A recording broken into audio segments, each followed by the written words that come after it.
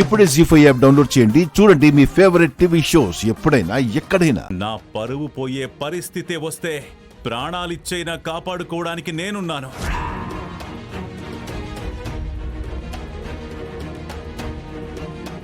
నా కోసం ప్రాణమిచ్చే నా తమ్ముడున్నాడు.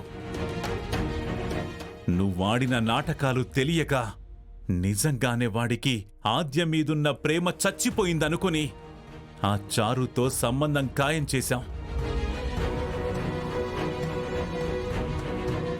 వాడు సరే అన్నాడు. కాని నువ్వాడిన నాటకం తెలిసాక వాడి తప్పు వాడు తెలుసుకుని తిరిగి ఆద్యే కావాలి అనుకున్నాడు.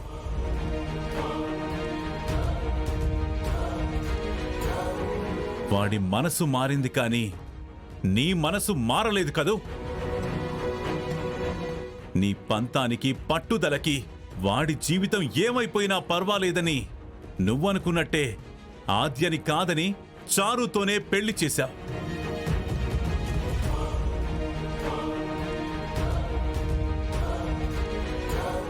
అమ్మా అన్న పదానికి అర్థం లేకుండా చేశావు కదమ్మా. ఈ ఇంటి కోసం, ఈ ఇంటి పరువు కోసం, నేనిచ్చిన మాట కోసం నా ప్రాణాలైనా ఇస్తాను. నిజమే.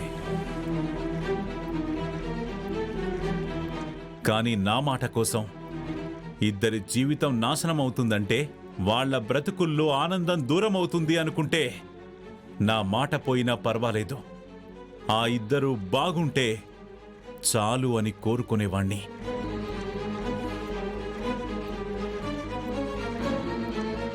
మాట తప్పినందుకు ఆ శిక్షేదో నేను ఆనందంగా అనుభవించేవాణ్ణి. కానీ నా వల్ల వాళ్ల ఆనందం మాత్రం పాడు చేసేవాణ్ణి కాదు. నలుగురి కోసం బ్రతుకుతున్నామంటే వాళ్లని బాధ పెట్టి మనం బ్రతకడం కాదు.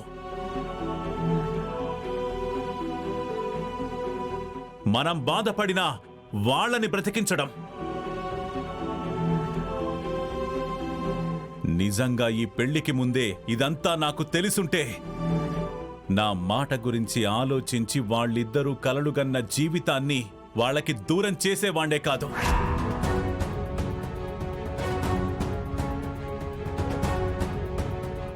మాట తప్పినందుకు నన్ను నేను శిక్షించుకునేవాణ్ణి.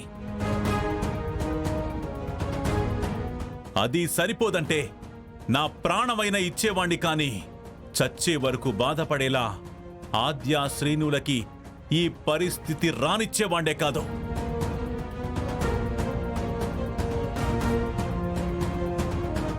మన మాట ఒకరికి బ్రతుకునివ్వాలి కానీ వాళ్ల బ్రతుకుల్ని నాశనం చేయకూడదు.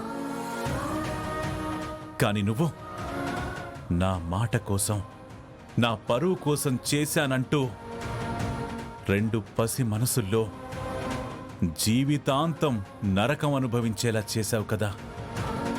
అన్నయ్య, నేను వద్దు వద్దు.